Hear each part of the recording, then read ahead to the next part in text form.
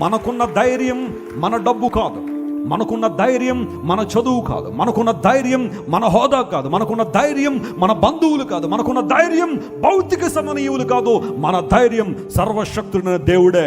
ఆయన బట్టే క్రైస్తవుడు ధైర్యంగా ఉంటాడు. ఆయన బట్టే ఈ లోకంలో దేనికి భయపడడు. హల్లెలూయా.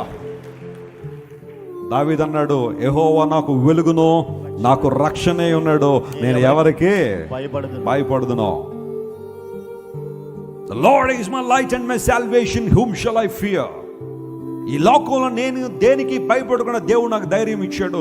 ఎందుకంటే నా దేవుడు ధైర్యం కలిగినవాడు కాబట్టి దేవుడు భయరహితమైన జీవితాన్ని నాకు ఇచ్చాడు. క్రైస్తవ జీవితం భయరహిత జీవితం. ఎవరో నుంచి భయపెట్టారా? నీకు అలా అయిపోద్దమ్మా, ఇలా అయిపోద్దమ్మా, మీ ఇంట్లో తలుపొట్టి ఉంది, కిటికీ ఉంది, లేకపోతే వాటర్ ట్యాంక్ అక్కడ ఉంది, అవి ఇక్కడ ఉన్నాయి, మీకు అదే అయిపోద్ది, ఇదే అయిపోద్ది. చెప్పండి, ఏమీ అవ్వదో. కారణం ఏంటో తెలుసా? నా దేవుడు నాతో ఉన్నాడు, ఆయన నాలో ఉన్నాడు.